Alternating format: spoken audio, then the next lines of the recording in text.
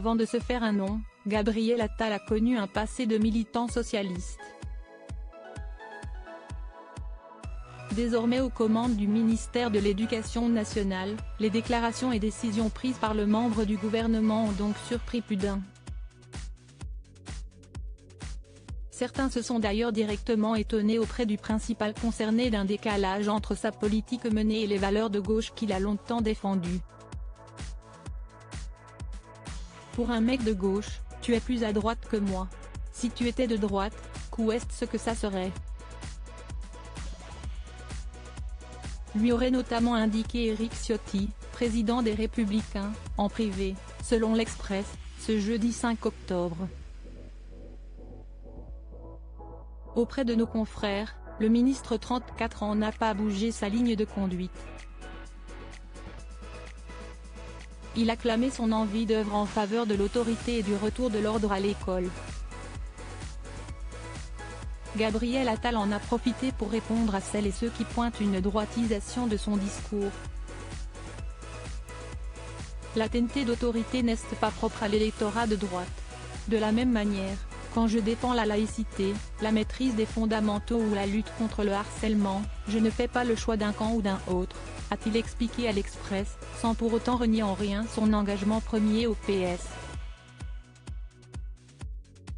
Mais, aujourd'hui, le ministre de l'Éducation nationale estime s'inscrit dans la lignée présidentielle, en s'engouffrant dans l'espace central de dépassement politique ouvert par Emmanuel Macron. Gabriel Attal, Olivier Dussopt.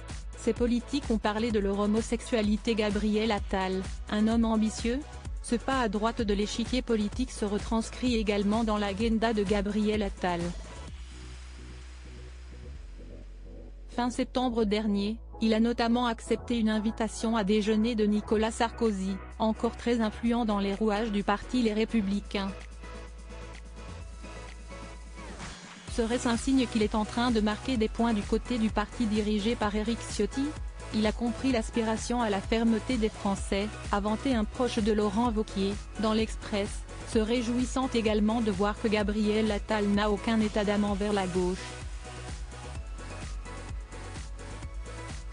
Pour autant, la stratégie politique du ministre de l'Éducation nationale ne fait pas que des heureux chez ses collègues du gouvernement.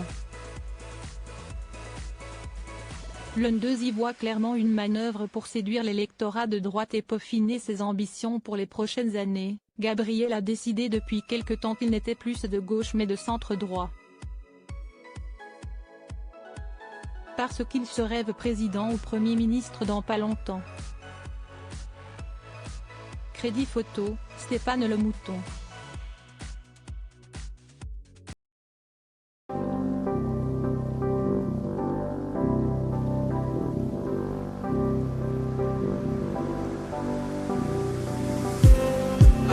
Just